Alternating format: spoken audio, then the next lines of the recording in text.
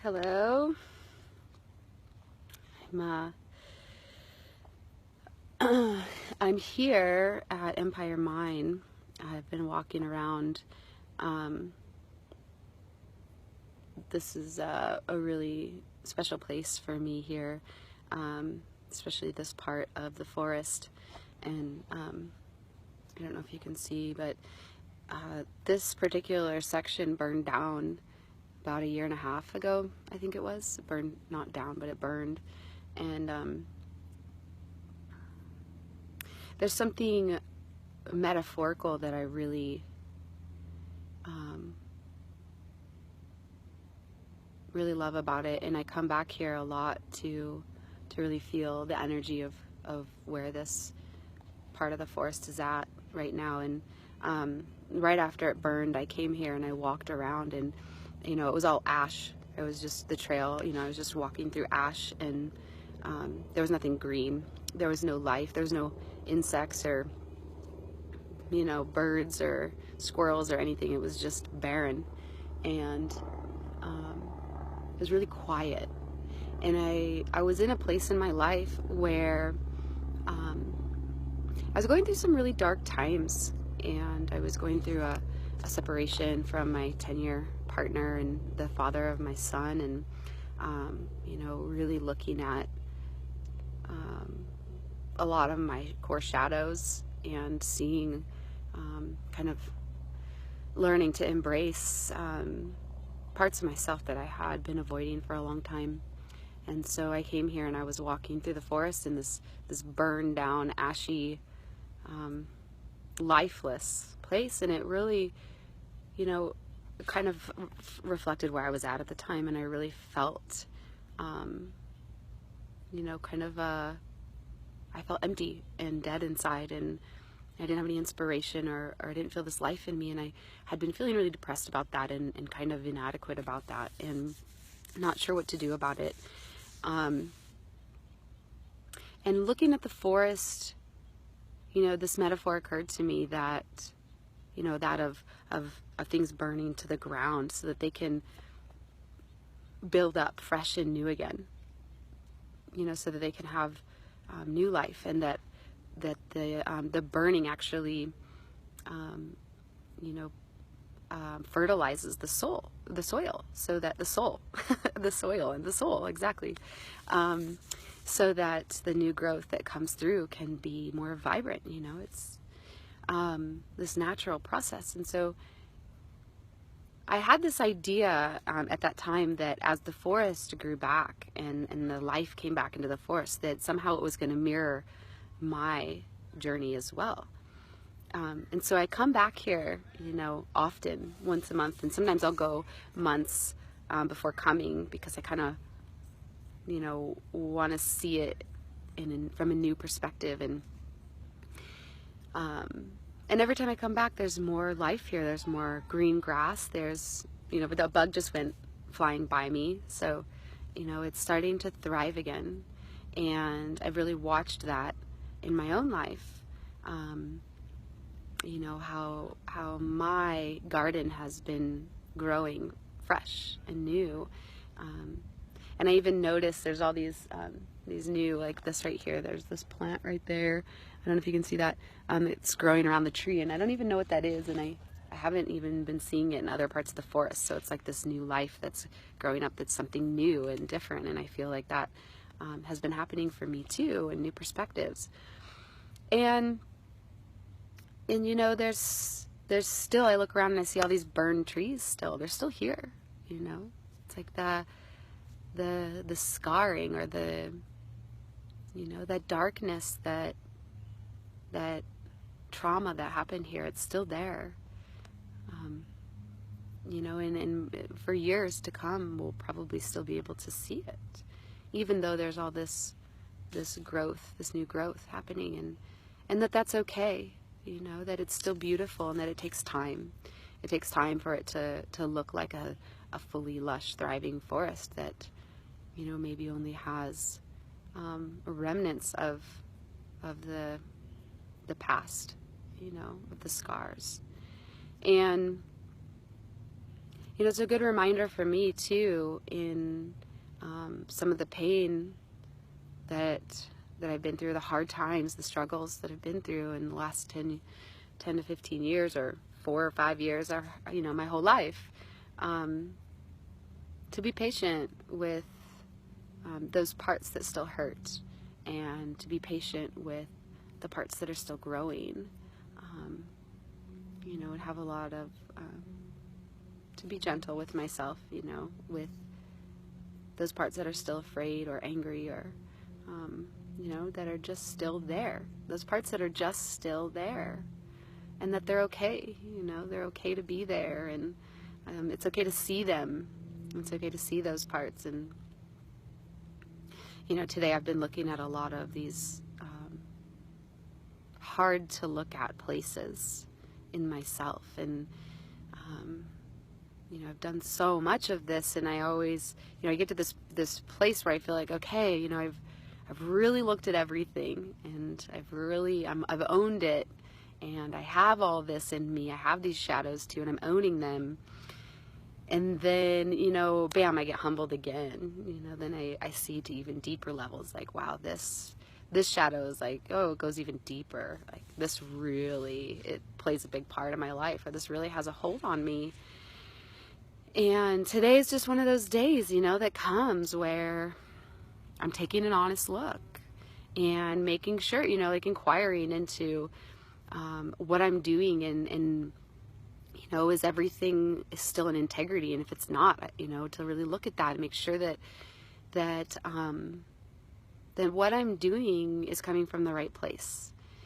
And it's interesting. As I've been walking through this forest, I've been just reflecting on shadows and our shadow work, and in the work that I do, I like to talk about shadows. I like to be honest about them, and I like to point them out in a healthy way that says, hey, these are okay. I like to point out my own, and if other people are willing to look, I like to say, hey, these are here, and they're not such a bad thing, and they can be loved too. And always wanting to make sure that I'm in integrity with that, and that what I'm offering in the world, in my family, and in my friendships, and in my work, and in my life is really has a value for people, and that I'm doing my own work, really, that I'm still doing my own work, that I'm always doing my own work. So anyway, there's a particular shadow that's been on my mind today, and I want to talk about it because it's such a big one that I think is part of being human. They all are, but selfishness. I've really been coming to terms with the fact that I'm a selfish person, that I can be a very selfish person, and how that manifests in my life. And really, these shadows, when we see them, it's not about necessarily changing them. It's not an aggressive form of action where we have to go in and say, hey, I've seen you, like seek and destroy, like I see the selfishness, and I'm gonna hunt you down and eradicate you, because that doesn't really work. Selfishness it's not necessarily a thing. It's not an energy or an entity that's got us. There's something underneath of it. There's a reason that it's there. There's like a legitimate, innocent reason why we feel this way. And I just was noticing, as I was noticing, like, oh, my selfishness has even deeper layers than I realized. And I'm a mom. I'm a single mom. I'm a mom of a 4.5-year-old, and right now I'm full-time parenting. So it's a great opportunity for me to look at how deep my selfishness goes, because it comes up all the time. And what I'm not getting, in life, and what's in it for me, and I think that's a part of parenting, but it's a part of humanity and life. And anyways, it's not about changing that. It's not about making that go away, or making this commitment that I'm going to be more selfless, or I'm going to be less selfish. It's really about allowing myself to see it deeper, and just looking at it and just saying, hey, okay, all right, so that's there. First of all, that's there. And, what's also there is that I don't like it. I don't like how it feels to know that I'm selfish, or to know that I can sometimes think about myself put myself above my own child, or anyone for that matter, that there's just some areas in life where I just want to have what I want to have. And it doesn't feel good to see that. But it's there. And the feelings that come with it, like self-doubt or inadequacy, or am I in integrity, or is it okay? Is it okay to feel this way? Is it okay to be selfish? And on some level, I think, yes, everything in balance, and selfishness is an innate part of who we are. But even looking deeper than that, looking even deeper than that into why the selfishness, what need isn't being met? Like, what need am I trying to meet? And, and what, what's real, and just acknowledging all of it, and not even feeling like I have to do anything with it. Just being willing to see it, and being willing to ask the questions, that don't necessarily have answers yet. The answers will come, but just asking the questions, and then being available for the answers to come. And a lot of this selfishness that I've been feeling, there's a lot of deep stuff in there that I'm ashamed of. Like, there's shame in there. It's shameful to feel. Any of these shadows can feel shameful or guilty. These other feelings that come up around them that I'm also looking at. Like, oh, there's that feeling too. There's that shame feeling. Can I look at that, and can I allow that, and can I inquire into that, and can I just be with that? As another part of the human experience, this feeling that I know we all share. Yeah, and there's like a whole list of shadows and feelings that can come up underneath of like feeling limited, and feeling limited in life. And I think that a lot of people, a lot of us, like, we're afraid to look at our shadows. We're afraid to look at the truth because, there's several reasons. For one reason, we don't know what to do about it. Once we see it, then what do? Then we just get to live with it. Well, why would we want to see it if all we can do is just live with it? So there's that. There's also this feeling of, if I see it, then I have to change it. And I some part of me wants to stay in denial, so I don't have to work on that. That's just an idea that we even have to change it, that seeing it means we have to change it. We can just see it and not change it. We can just see it. We can do that. We can just see that. And a lot of times that's the most effective thing to do, because it's compassionate. It's saying, I see you, and you know what? I honor you that you're here, and you're here for a reason, and I'm not going to fuck with you right now. I'm just going to let you be there. And I know that you're going to show me something, and I know that I'm still good. And that's the third thing. I think that the third big reason that I'm coming to, that people don't want to look at their shadows, is that they're afraid that it means they're not good. And I know that I feel that a lot, and that's coming up for me today. Even that questioning of seeing my shadows at deeper levels is, am I still good? Am I good, inherently good? And just noting that sometimes that feeling comes up where I question that. I question if I'm good. And acknowledging that, there's nothing to do with that either, but just be aware of it.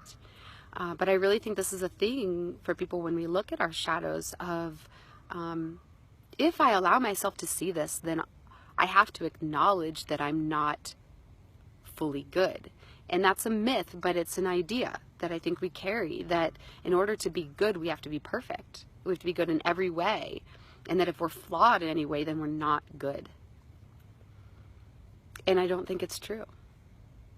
I don't. I think that we are good. I think we all have flaws, and I think that there's goodness underneath. I think that every shadow that we have, there's some innocence underneath it. I think that we can find that place in ourselves where where we're coming from is legitimate. You know, we have a real need or an unmet need or a feeling, or, you know, usually it's some young part of ourselves that didn't get a need met or that has a feeling and that wants to express it. And it's a real challenge in practice to step back and observe and say, I see you and you're allowed to be there and I'm going to learn from you, and not judge yourself and not doubt yourself. And also, if that self-doubt and judgment is there, to let it be there. You know, I've had it today. I've actually been really inquiring into my own integrity and my own goodness, and allowing that too. You know, I'm not going to say don't feel that, because whatever you feel is valid, and it just moves. You know, like this is all going to move through each of us when we feel it. And I'm just really grateful to have the willingness to look. I'm grateful to have the willingness to look, and I'm grateful for life bringing the answers and bringing the questions and bringing the scenarios that bring up the questions, and the people in my life that you know, that hold reflections for me. So that's where I'm at right now, and I just wanted to share. I haven't ever posted a video before, and I've been wanting to do that, and just you know, I really just want my message for people right now to be that you're not alone, that we're not alone, and that we're all going through this together. And you know, if you don't feel like you're a love, you know, in the love and light all the time, or that you're this light warrior every moment of the day, that it's okay. That it's okay.